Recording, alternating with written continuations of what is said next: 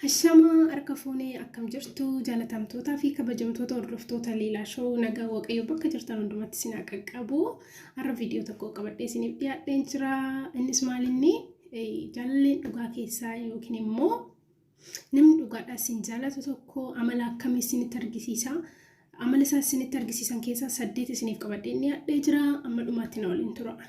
Inni tokkoffaan maalinni jaalalleen keessan dhugaadhaa isin jaalatu yookiin immoo namni tokko yoo dhugaadhaa isin jaalate wanni inni sitti argisiisu si dhaggeeffata jechuudha. Yeroo ati haasoftu ija keessa si ilaalaa si dhaggeeffata. Fakkeenyaaf namni tokko isin jaalatu yoo ta'e, iddoo isin qabu yoo ta'e, osoo ati taasisaa jirtu bilbila ilaaluu danda'a yookiin immoo ijaan gara biraa ilaaluu danda'a yookiin immoo haasaa ofiisaa haasa'uu danda'a jechuudha. Isa ati haasoftu san dhiisetti waa'ee ofiisaa sitti hima jechuudha. Garuu namni ija keessa si ilaalaa wanta ati jettu si dhaga'u tokko jaalala siif qaba jechuudha. Inni lammaffaan maalinni hin fakkeessu. Hin fakkeessu yoo isin jedhu yoo jaalattees yoo jibbites amala isaa isa dhugaadhaan eenyummaa isaa isa dhugaadhaan sitti dhiyaata. Hiyyeessa isaa ta'uu, dureessa isaa ta'uu, amala badaa isaa qabaatu, amala gaarii isaa qabaatu isa dhugaa isaa sitti hima jechuudha. Eenyummaa isaa isa hin qabne osoo hin taane eenyummaa isaa isa dhugaadhaan sitti dhiyaata jechuudha.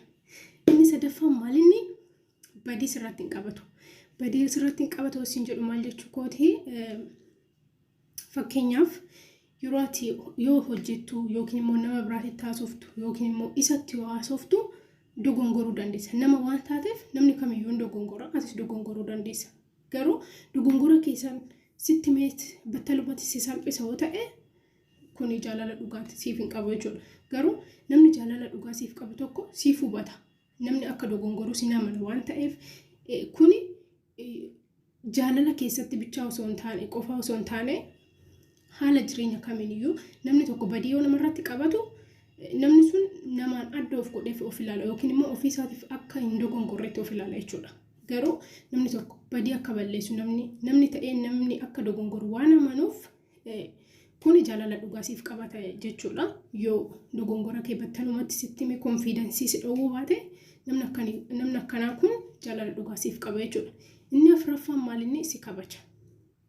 Kabajaan karaa garaagaraatiin ibsamuu danda'a. Fakkeenyaaf namni tokko nama kabaja yoo jennu ofii olitti ilaaluu jechuudha. Nama tokko xiqqaas haa ta'u namni sun guddaas haa ta'u waan beekumsaanis qabeenyaanis nu caaluu danda'a, nu gadi ta'uu danda'a. Garuu osoo nuti qabeenyaan yookiin immoo waan hundumaan isaa gadi taanee jirru ofii olitti yoo nu ilaale namni sun kun kabajaa jedhama. Amala akkasiitis yoo sitti argisiise jaalalleen kee kun jaalala dhugaa siif qaba jechuudha. Inni shanaffaan maalidha? Inni shanaffaan karaa isaatis si jaalata. Karaa isaatis si jaalata jechuun maal jechuudha? Fakkeenyaaf isaaf jaalala ibsachuun barreeffama barreessuudha. Barreeffama barreessee si erguudha yoo ta'e yeroo hundumaa barreeffama si barreessee si erga jechuudha. Si bilbiluudha yoo ta'e siif bilbila. Iddoo garaagaraa geessee si bashannansiisuudha yoo ta'e immoo iddoo garaagaraa geessee si bashannansiisa jechuudha. Namni tokko maal jedha?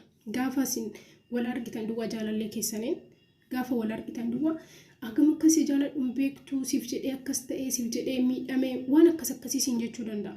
Garuu kana jechuun jaalala dhugaa siif qaba jechuu miti.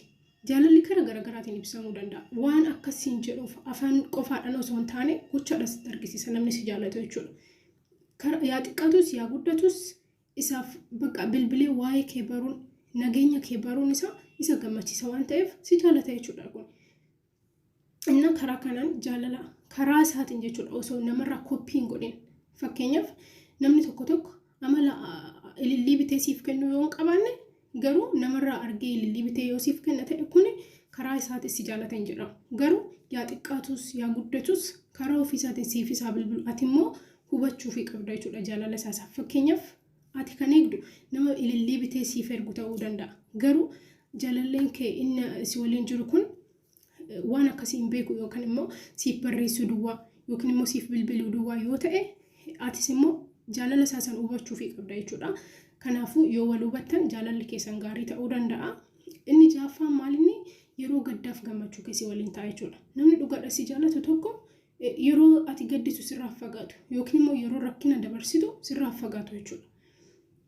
Fakkeenyaaf dhukkubsachuu dandeessa yookiin immoo karaa kamiinuu gaddarra ta'uu dandeessa jechuudha. Garuu bakka yeroo gaddaa keetii si waliin dhaabatee si jajjabeessa yoo ta'e kunis jaalallee dhugaatii jechuudha. Inni shanaffaan maalinni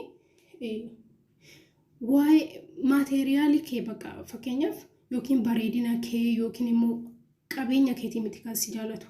Namni tokko yoo dhugaadhaas si jaalate akka waliigalaatitti amala keetis waan hunduma kee jaalata jechuudha. Fakkeenyaaf namni tokko qabeenya kee yeroo hundumaa qabeenya kee sitti faarsa'u ta'e yookiin immoo bareedina kee ala sitti faarsa'u ta'e kun jaalala dhugaan jedhama. Garuu waan hunduma kee amala kee si dinqisiifate yoo ta'e hojii kee irratti si jajjabeessa yoo ta'e waan hunduma kee bakka namni tokko jaalalleedha erga jedhameeti waan hunduma kee jaalachuu qaba. Kanaafuu waan hunduma kee jaalachuu qaba. Amala qabeenya sitti faarsu yookiin immoo amala bareedina kee duwwaa sitti faarsu yoo hin qabaanne waan hunduma kee jaalateera yoo ta'e kun jaalallee dhugaatii jechaadha. Inni 8ffaan maalinni siif amanama. Eessallee karaa kamiiniyyuu siif amanama. Fakkeenyaaf iddoo tokkotti argitee ta'u bilbiltee eessa jirta osoo jetteeni isa dhugaa sitti hima jechuudha. Siif amanama taanaan iddoo akkasii tan jira jedheet isa dhugaa sitti hima. Garuu inni amanamu siif hin amanamu taanaan iddoo biraa sobee sitti himuu danda'a jechuudha. Kun immoo kana duwwaa si sobaa miti. Namni si sobu tokko iddoo kana bicha si sobuu miti. Jireenya kee keessatti waa hedduu si sobuu danda'a. Kuniifuu amanamummaan qabu jechuudha. Namni akkasii garuu ati yeroo gaafattu waan isa dhugaa sitti mataanaan namoonni akkasii kun jireenya kee keessatti illee si miidhuun barbaadanii ofiifillee miidhamuu barbaadan jechuudha. Namni amanamaan jechuudha. Innaa jaalallee amanamaa waaqayyo isiniif haa kennu. Kan isin jaalatta kan ofiisaatiif si jaalatu. Innaa jaalallee gaarii waaqayyo isiniif haa kennu. Viidiyoo kiyya yoo jaalattan laayikii sabskiraaybii godhaa chaanaalii koo yaada keessan immoo koomentiidhaan naaf ka'a. Viidiyoo biraatiin amma wal arginutti nagaan naaf tura. Nagaa waaqayyo bakka jirtan hundumatti isin waliin haa ta'u. Ciao.